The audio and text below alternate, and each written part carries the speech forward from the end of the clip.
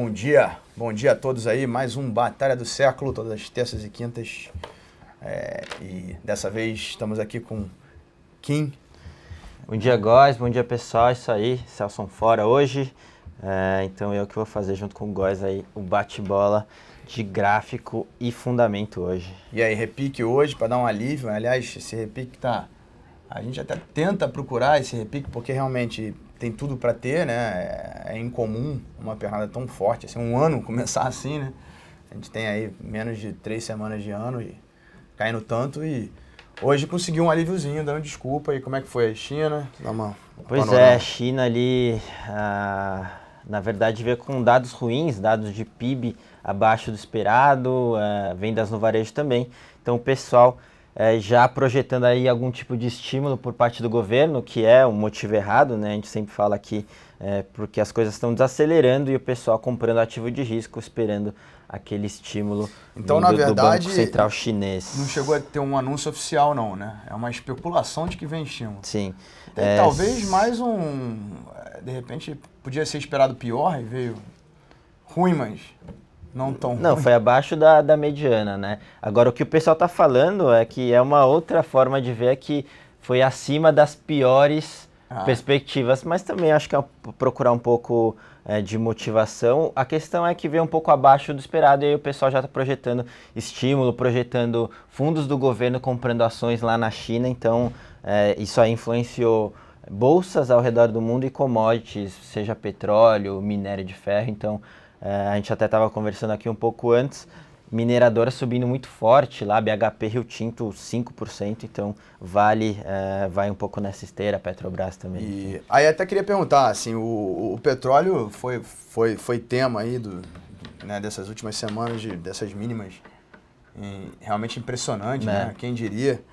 E vem cá, o minério acompanhou essa queda toda ou ele foi um pouco mais devagar? Como é que foi isso?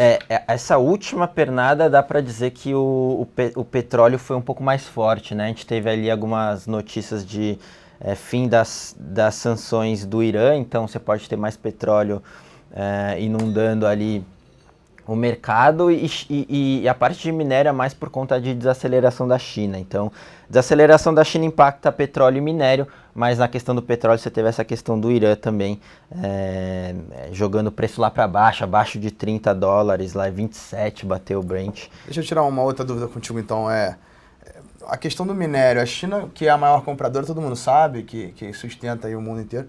E qual é a segunda? E é assim tão radical assim? É China e Estados Unidos, basicamente, né? Então você vê os Estados Unidos ali recuperando, mas também nada muito concreto.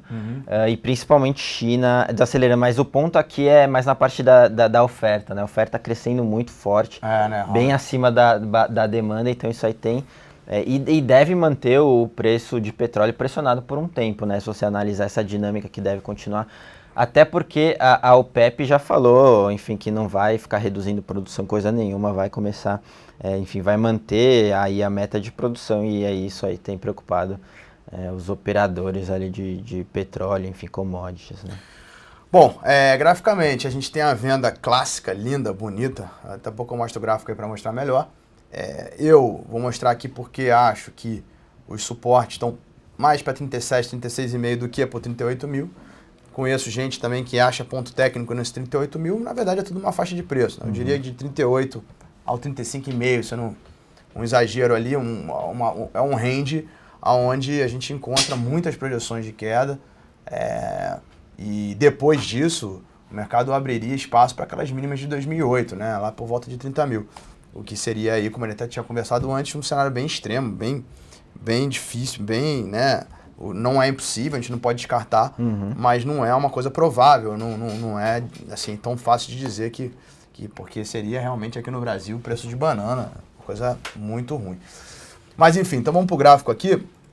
Primeiro a gente mostra aqui pelo diário, né, o início da venda. Na verdade, esse gráfico virou mesmo no dia da prisão do Delúbio e do Esteves. Foi esse que andou de baixo. Decilde, desculpa. Delúbio não. Delúbio já estava. Já estava. E aí quando confirmou aqui, a gente perdeu tudo. A gente estava afunilando, né? E de repente, nessas barras vermelhas, perdeu tudo. A gente teve dois repiques. Os dois repiques mais fortes aqui, todos ligados ao impeachment.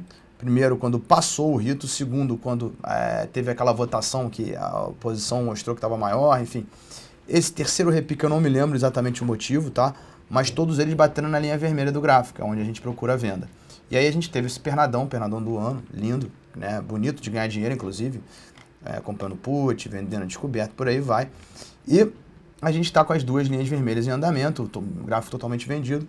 O que está aqui é realmente muito socado, difícil abrir vendido aqui, mas se repicar, eu vou acreditar nesses dois pontos. O primeiro ponto aqui no 49,5, 49, quem dera, né?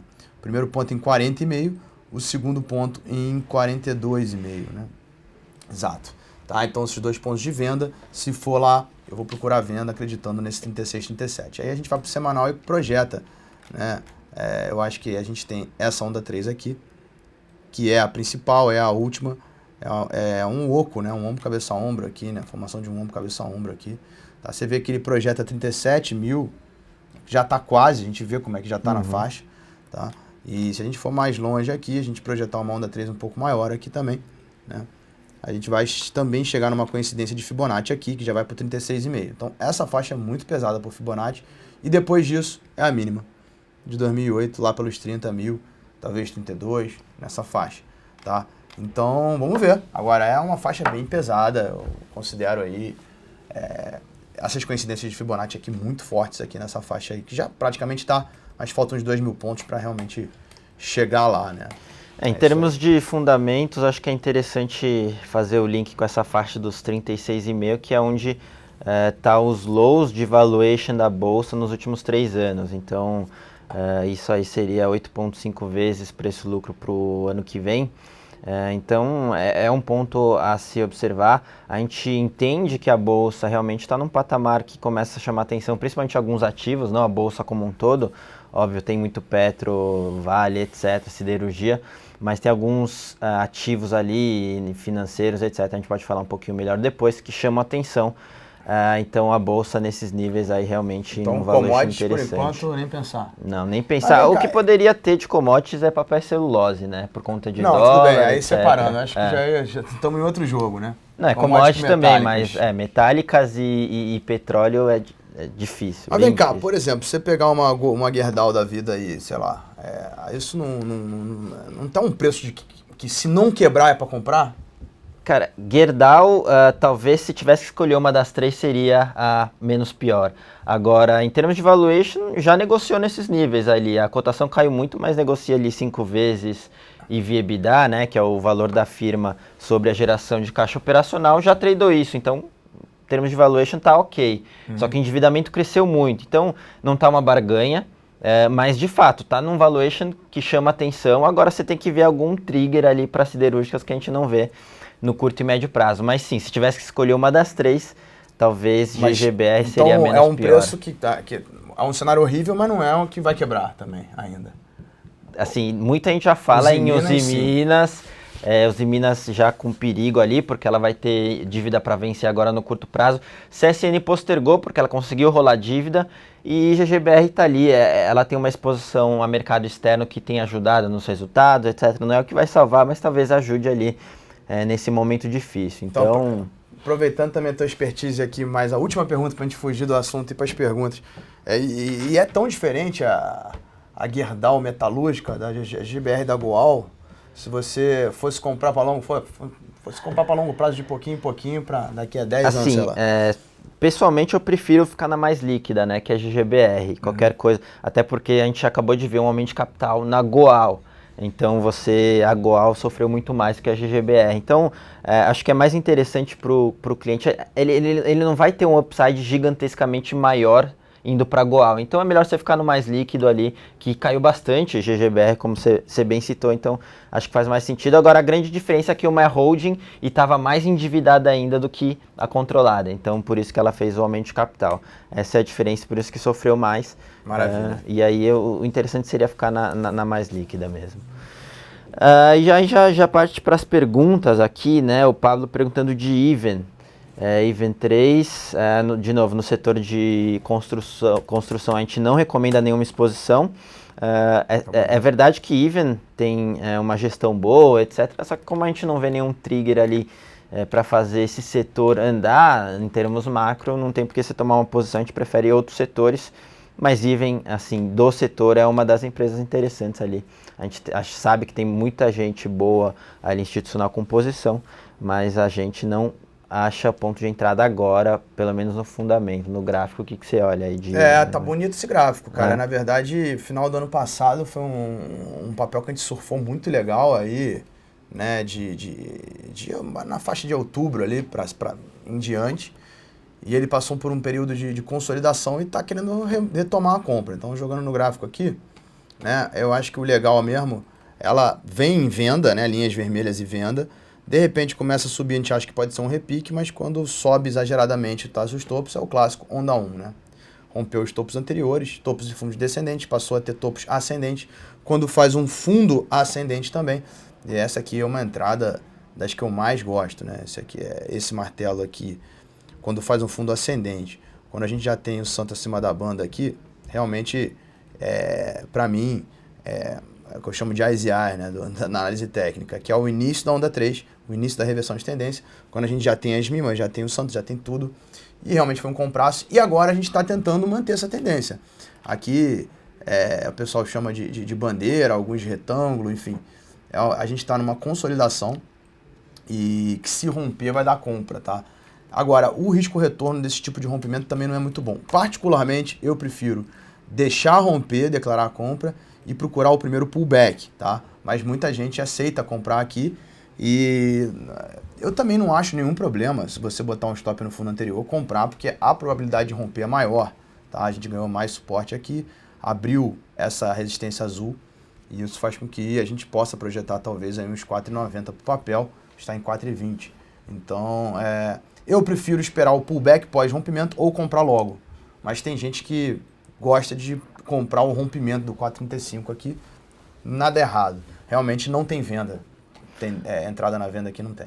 Boa, então alguns pontos interessantes ali em Even, que a gente estava falando, indo para as próximas perguntas. O Bicudo, enfim, parabenizando ali a aparição da XP no Folha de São Paulo, justamente para falar de Petrobras, e é esse o link que eu faço, a gente vai falar de Petro agora, o pessoal perguntando o que poderia salvar a dívida da empresa, etc. Difícil, né? O que tem muita gente falando agora, o próximo assunto é aumento de capital.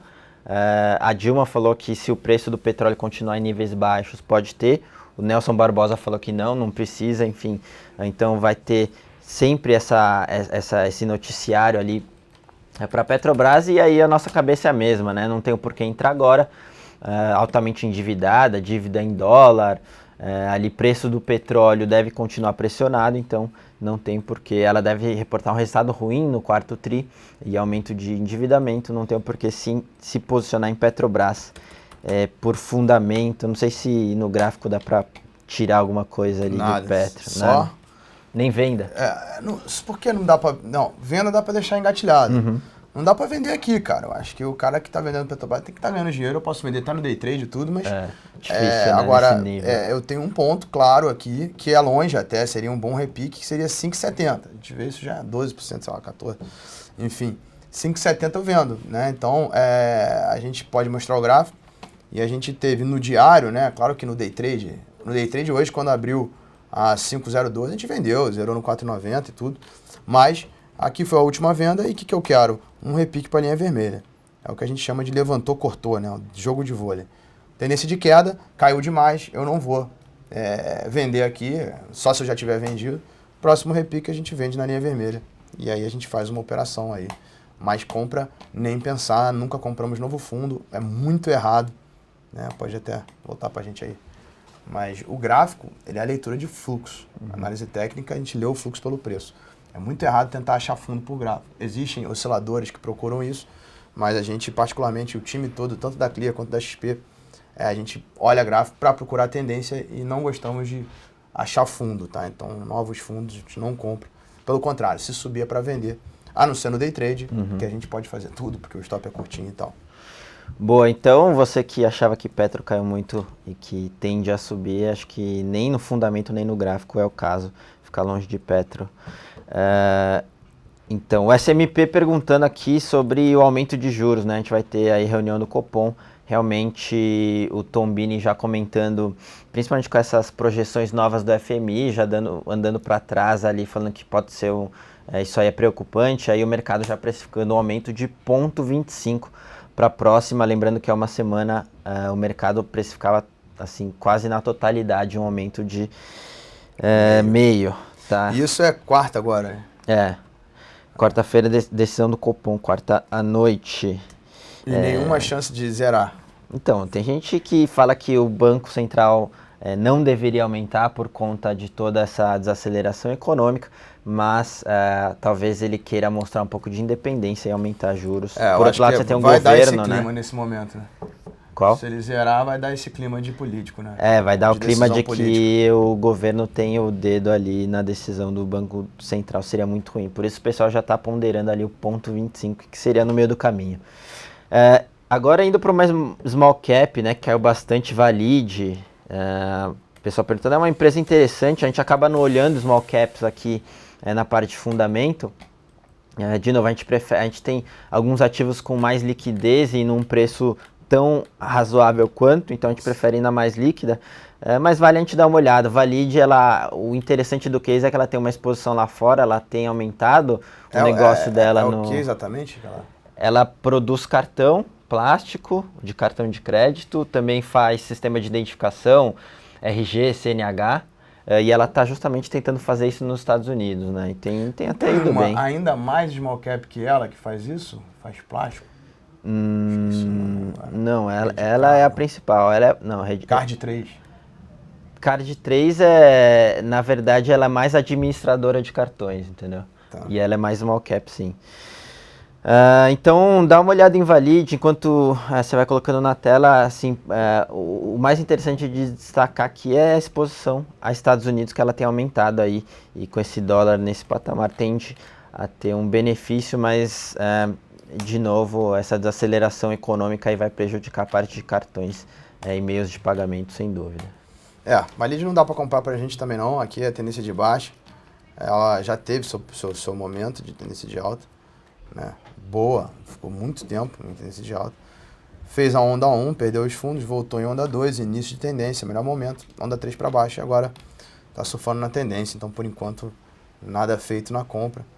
E é mais uma que, se subir para a linha vermelha, é venda, né, até o dia que um repique consiga passar um topo, consiga fazer a 2, consiga reverter a tendência, como foi lá atrás, no caso da compra para venda, fazer alguma coisa assim para virar o jogo. Então, nada na mão por gráfico. Também acho que está barata para vender, mas se subir, é procurar venda. Boa. O Marcão perguntando para você, Góis, sobre Sula, né? Ele está comprado em Sula 11 e ele quer sair do papel. Se tem esperança para algum repique, em qual ponto ele deve olhar para sair? O papel virou o jogo feio, cara. Feio. A gente comprou, eu e Celson aqui, Pororoca, a gente passou aí do meio do ano passado até o final do ano, dando compras até a última que falhou. Então, vamos jogar o gráfico aqui. Só para relembrar aqui, a gente começou comprando papel aqui.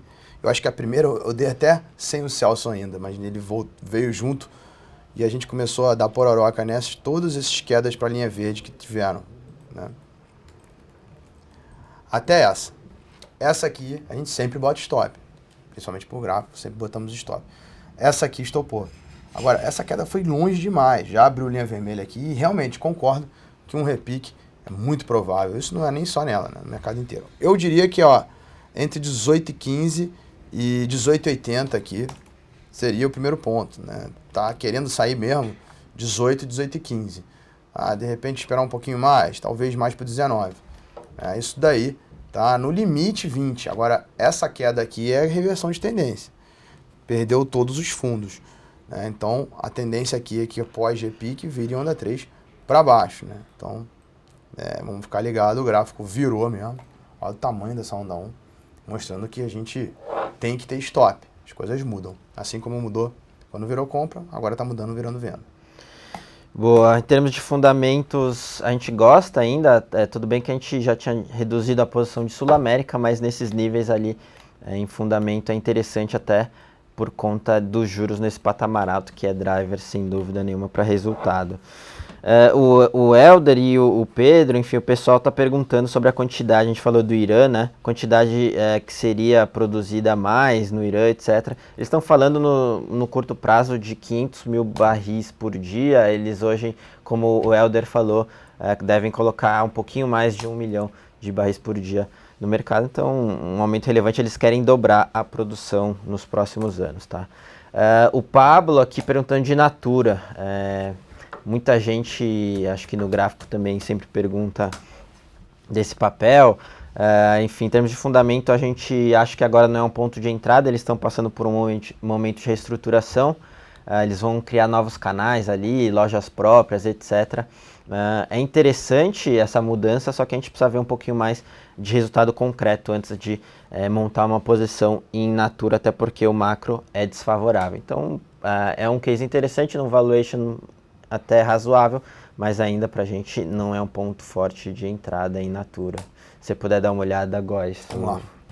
Tá estranho, realmente. Assim, a gente teve entradas de compra várias, mostrando o gráfico aqui. Aqui no rompimento, aqui foi mais uma entrada, aqui estopou, porque esse era o stop, mas bateu no suporte, deu outra entrada. Essa foi a melhor de todas, a gente tinha onda 3 aqui, né? Onda 1, onda 2. Você vê que segurou nas mimas aqui, foi embora, foi nos alvos. E voltou, só que, cara, também voltou demais. Eu diria que se a gente estivesse segurando o gráfico um pouco acima aqui, eu diria que era uma compra bem mais calma. Aqui a coisa começa a complicar. E se a gente chegar ou passar desse último fundo aqui, que é 21, aí a gente vai começar a ver isso aqui como uma reversão de tendência, talvez até um ombro, cabeça a ombro. E aí no próximo repique, né, de repente pode até dar venda. Tá? Então complicou o gráfico dela. Nesse momento eu não faria nada, nem compro nem vendo. Mas começa a ter espaço de para frente desenhar para baixo aí. Não deveria ter caído tanto se fosse para continuar a tendência, se isso aqui fosse só uma realização. Então tá mudando aí. E é aquela história, né? O mercado como um todo ajuda a qualquer papel que de repente começa a realizar para talvez dar uma compra, com o mercado derretendo, fazendo novos fundos, a chance dele quebrar esse gráfico, começar a virar um gráfico ruim é bem alta, né? Boa, e vale destacar que geralmente você tem short squeeze em Natura também. É bom ficar ligado ali na parte de aluguel, porque umas voltas do papel ali por short squeeze também é possível. O Bicudo está perguntando se a gente pode interpretar que quanto mais perto do zero uma ação, mais perto da falência ela está. Sim, porque o pessoal já projeta menores lucros, isso aí bate na ação, no valor de mercado da ação, então quanto mais perto do zero, obviamente, pior. Mas aí tem que tomar esse cuidado, né? Que, como a gente vê quando o Kim fala, ele tá jogando um cálculo de quanto vale a empresa, sobre não sei o que, enfim. EBITDA faz um bando de conta, e aí é o exemplo, por exemplo, da PDGR, que chegou muito perto do zero, multiplicou 10 vezes para cima e continuou caindo. Então tem que tomar cuidado desse próximo ao zero aí também, porque não é o limite. Né?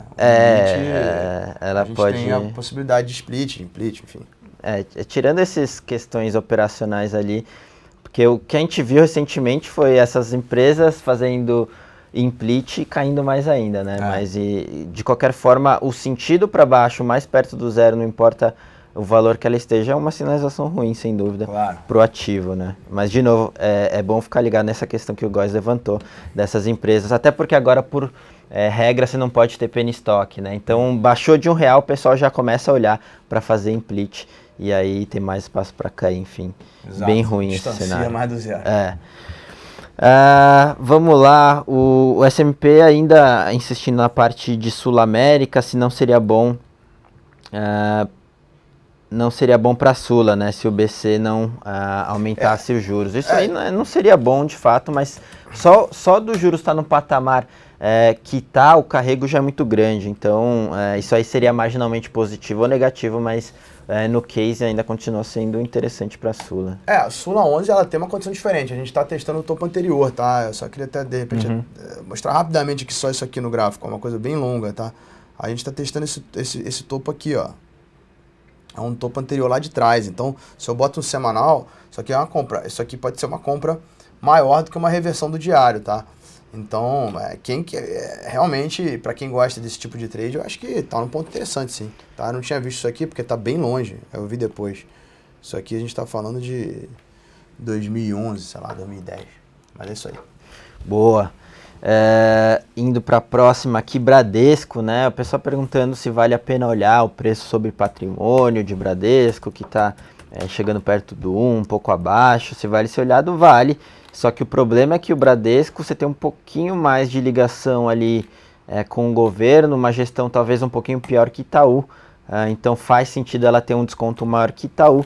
E outra questão é que talvez esse balanço, né, o patrimônio do banco, passe por algumas revisões e seja menor. Então é bom ficar ligado nisso. A gente prefere Itaú, mas de qualquer forma é bom a gente dar uma olhada em bancos, né, o principal setor da bolsa. Acho que para onde os bancos forem, talvez dê uma bela ideia para onde o Ibov vai como um todo, né? Então, enfim, para fundamento a gente prefere Itaú ainda. Eu não sei se para o gráfico o Bradesco ficou mais interessante agora, como é que ficou? Não, acho que o tempo todo o Itaú é melhor, sempre foi e continua sendo. E aqui, se você olhar por uma perspectiva de quanto caiu, tudo bem, mas a perspectiva não é errada. A perspectiva aqui é que a venda no Bradesco ela é muito mais forte, muito mais clara do que a venda do Itaú. Eu prefiro ter olhado no passado lá, quando o Bovespa começou a mostrar que ia perder o suporte que deu venda, ter olhado que Bradesco era o melhor cavalo para venda do que Itaú. Agora começa, num long short, você vendeu Bradesco, comprou Itaú, você já começa a ficar um pouco mais confortável, né? Não é mais para o cara zerar. Porém, Bradesco, concordo, é igual Ibovespa, é igual a tudo, ou seja, não consigo vender aqui, mas se der um repique mais forte até uns 18,60 é ponto de venda. E é uma curiosidade, Banco do Brasil diz alguma coisa? A gente às vezes era venda, né? Enfim, vocês comentaram venda. Não, ela também eu vou te falar, das três, das três, Itaú é melhor, né? É a menos vendida e seria o cavalo da compra para qualquer tipo de long short que você fizesse. Tá. A Banco do Brasil chegou a ter um momento melhor, mas ela perdeu e o Itaú chegou a perder agora também, mas o Itaú foi muito mais reticente em perder as mínimas do que B-Base e Bradesco. Talvez em ordem ela estivesse no meio. Eu acho que a mais vendida é a Bradesco, B-Base no segundo lugar e Itaú por último. E acho que é assim ainda, né? A questão da B-Base ela tem um gráfico que pode cair muito mais, porque ela está perdendo aqui, ela perdeu essa figura e está perdendo esses fundos. E se eu projetar por FIBO aqui, ela pode ir para R$10, tá? Então, o semanal dela é muito feio. Porém, por outro lado, a gente sabe que se por acaso existir alguma coisa que faça o mercado voltar em político, né? E aí a gente pode falar que talvez do impeachment, eu acho que ela é o cavalo também de você ganhar mais dinheiro, né? Se por acaso sair alguma coisa desse tipo, impeachment, prisão dos caras, enfim, esse tipo de coisa. Boa. Indo aqui, a gente está caminhando para o final já. Marco Polo, o pessoal gosta de tradar junto com Rapt aí também. Pomo 4, enfim, a gente não gosta, de novo, como a gente olha muito macro, a gente não vê nenhum ponto de inversão para atividade industrial, atividade econômica, então a gente só vai começar a olhar Marco Polo quando a gente tiver chegado no fundo do poço e mais que isso, já ter alguma previsão de recuperação que não é o caso. Mas é um papel que dá lucro, endividado, como é que é a história aí? Cara, Marco Polo é uma gestão muito boa, a gente gosta bastante ali na parte de indústria, né, que está ligada, né, a bens de capital. A gestão é boa, o endividamento vem aumentando, só que eles têm uma exposição ao mercado externo também, que tem ajudado. Agora, toda essa questão de tarifas aumentando nos ônibus também e uma regulação para ônibus interestadual, isso aí tem dificultado o investimento dos investidores em ônibus, etc. Então, prejudicou aí e vai andar junto com a nossa economia. Então, a gestão é boa, mas a situação é muito ruim. Essa aqui é a questão de Marco Polo. E ela é melhor do que a Rapt, né? A Rapt eu vi aqui no gráfico que é bem mais vendida.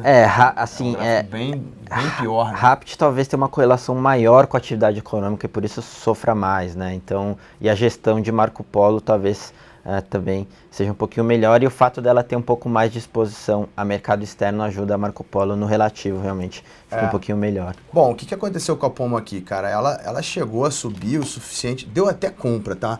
Esse pivô de alta aqui, que foi meio que um Okoi, é um Okoi que deu para pegar. Aqui no diário nem foi uma compra tão bonita, mas certamente nos 60 minutos você acharia um compraço. Foi uma valorização boa. A gente está falando aí de outubro para novembro. O mercado já estava fraco aqui no Ibovespa. Ela foi, surpreendeu bastante. Quando começou a cair, parecia que ia dar compra. Exagerou a queda, né? Mas não fez novo fundo, tá? De saída, não gosto, tá? Talvez até seja mais correto vender essa linha vermelha. Mas eu acho que é para ficar ligado. Se ela fizer mais um movimento de zigue-zague positivo aqui, tá? Aí eu acho que fica bem interessante aí para Marco Polo. E eu perguntei mais um pouco sobre ela porque nessas horas eu acho que a gente, como investidor, começar a comprar bolsa, já que você acredita que uma hora vai melhorar, você tem aí 1, 2, 3 anos para comprar num preço bom, para quem sabe pegar uma virada. Então, me parece que é um papel interessante com esse mindset. Com esse objetivo de pegar uma volta da economia, com certeza. Acho que Rapt, Marco Polo, que sofreram muito, talvez até siderurgia, uma GGBR, para pegar esse movimento de recuperação da indústria, realmente é uma boa opção. Indo para as perguntas finais aqui, o S&P perguntando para o Góes se BRKM, se Braskem reverteu de vez a tendência de alta. Se agora é para baixo, enfim, o que você está achando de BRKM? Deu uma revertida, realmente, de novo, é um gráfico que para venda foi difícil no diário, talvez nos 60 minutos tenha sido melhor. Ela formou a figura, um ombro cabeção, uma das figuras que eu mais gosto de todas, bateu aqui e reverteu a tendência, ou seja, fez um fundo, mas caiu até a linha verde, isso aqui é a compra ainda, mas na hora que subiu não fez novo topo, fechou aqui. Isso aqui está chegando nas projeções, né? Eu diria o seguinte, no diário reverteu a tendência, mas no semanal não. Eu acho que ainda é compra, se você olhar para um longo prazo, entre 23,60 e 22,40, dá para comprar. É uma compra mais chata, mais demorada, mais longa, ou seja, você vai ver a mudança, né? Eu estou no diário, eu tenho um zigue-zague para baixo, etc. Agora, se eu jogo um semanal, a gente some, ó. A gente tem uma condição de força e a gente está caindo para comprar no semanal, claramente. Olha a força do santo aqui. Então, eu ainda vejo o papel com bons olhos, tá? Acho que é um tipo do papel, aí voltando aqui pra gente, é o tipo do papel, quando tem um candle de fundo, um martelo, por exemplo, você comprar um martelo novo fundo, funciona muitas vezes, mas eu acho muito mais errado do que você comprar um martelo num papel que está em tendência de alta, que está corrigindo e de repente mostra o sinal de reversão. Eu sou favorável aí, acho que está cedo ainda, não tem pressa, mas acho que ainda tem condições aí, até porque a alta foi muito forte, a gente está só corrigindo ela. Bom, o Helder estava perguntando se a gente não tinha visto a pergunta dele do presidencialismo. Aqui a gente vai tentar focar um pouco mais no gráfico. Lembrando que a gente tem XP Connection segunda, quarta e sexta. Acho que é mais interessante a gente comentar sobre isso e gastar um pouquinho mais de tempo nesses programas. Aqui a gente tenta focar ali nesse bate-bola gráfico fundamento. Né? E para terminar aqui, o Marcão perguntando de Ambev. Ambev é um papel que todo mundo olha e depois dessa queda até ficou interessante para a gente em termos de fundamento. Não sei se o gráfico enxerga algum ponto nesse sentido. De qualquer forma, o valuation é interessante, é um setor um pouquinho mais resiliente, então se você está olhando um pouco mais médio e longo prazo, começa a ficar bem interessante, muito por conta da gestão de Ambev também, que é muito boa. Também é um gráfico que de semanal ainda tem chance, o diário ficou ruim, caiu demais, virou a tendência de baixa no diário, tem um sinal de fundo, tá? Acho que tem um repique para fazer aí, talvez legal. O semanal caiu o suficiente para de repente o repique não fazer novo topo e dar uma reversão maior. Para trade eu não gosto, cara. Agora realmente acho que você pode, pensando em investimento, indo para um papel de mais qualidade, começar a comprar, aproveitar aqui. Muito melhor do que comprar lá no 20, né? Sim. Então, é isso. Eu não vejo compra gráfica, não. Para comprar gráfica agora vai ter que subir e fazer um zigue-zague positivo. Por enquanto tá topos e fundos descendentes. Boa. Lembrando que o timing às vezes é um pouco diferente, né? Vocês tentam pegar um pouco mais de fluxo, curto prazo. A gente está olhando um pouco mais de médio e longo prazo. Obviamente, com toda essa deterioração macro, etc., você pode ter algum espaço a mais para a Ambev cair mais no médio e longo prazo. A gente gosta desse valuation e é interessante. Bom, pessoal, acho que é isso. A gente conseguiu comentar bastante dos papéis, comentamos sobre os pontos gráficos, aí tiramos as principais dúvidas. E por hoje é isso, né? A gente tem toda terça e quinta esse programa aqui para conversar de gráfico e fundamento. Isso aí, obrigado a presença de todos. Até a próxima, agora quinta-feira e depois terça. E é isso aí. Abraço, sorte, sucesso. Bons trades a todos. Valeu, pessoal. Até a próxima.